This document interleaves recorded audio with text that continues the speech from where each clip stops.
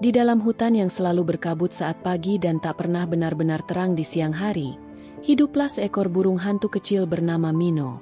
Ia tak seperti burung hantu lain. Bulunya abu-abu muda, suaranya pelan, dan ia sangat pemalu. Saat burung hantu lain bersuara, hu, hu, keras saat malam turun, Mino hanya bersenandung pelan, cukup untuk dirinya sendiri. Mino tinggal bersama pamannya di lubang pohon tua di sisi barat hutan. Pamannya, burung hantu besar bernama Brok, adalah penjaga wilayah malam. Ia keras, berani, dan suaranya bisa membuat tikus-tikus lari hanya karena gema. "Kau harus bersuara lantang, Mino," kata pamannya suatu malam.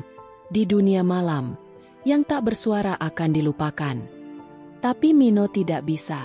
Bukan karena tak mau, tapi karena setiap kali ia mencoba bersuara lantang, suaranya tercekat. Ia takut dikira aneh, takut ditertawakan. Ia lebih suka duduk diam di dahan paling tinggi dan mendengarkan dunia. Dedaunan yang bergetar, suara air jatuh dari ujung daun, dan nyanyian jangkrik yang berirama seperti detak hati. Baginya, semua itu adalah lagu. Mino tidak berteriak, ia mendengarkan. Suatu malam, ketika kabut datang lebih tebal dari biasanya, dan angin berdesir membawa aroma asing, Mino melihat sesuatu dari kejauhan. Api. Hutan bagian timur terbakar. Burung-burung panik terbang. Landak dan tikus berlarian. Burung hantu tua yang biasanya berjaga, hilang entah kemana. Semua hewan mencari jalan keluar, tapi kabut dan asap membuat mereka tersesat. Paman Brok terbang cepat, mencoba memberi aba-aba. Tapi tak semua mendengar.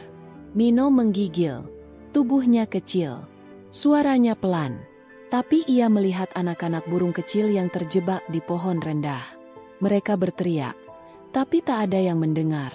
Mino tahu, ini saatnya. Ia menutup mata. Ia menarik napas. Dan entah dari mana datangnya, ia bersuara. Tapi bukan, hu, keras seperti pamannya. Bukan juga teriakan nyaring seperti burung elang. Mino bernyanyi. Lagu itu aneh. Bukan bahasa, bukan juga seruan. Tapi melodinya masuk ke dalam. Lembut, bergetar. Suara yang menembus kabut.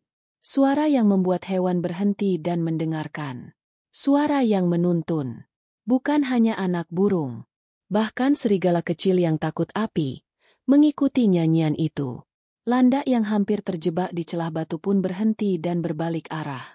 Lagu Mino, seperti cahaya kecil dalam gelap. Dan perlahan, satu demi satu, hewan-hewan mengikuti suara itu.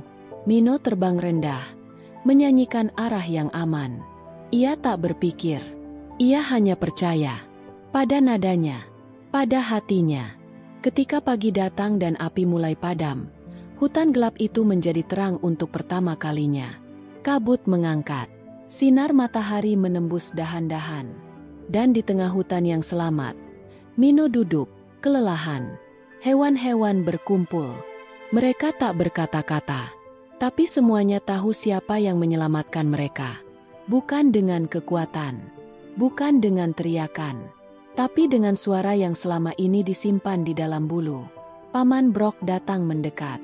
Tak berkata apa-apa, hanya menepuk lembut kepala Mino dengan sayap besarnya.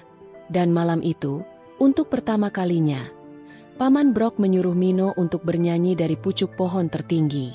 Dan seluruh hutan, diam, mendengarkan.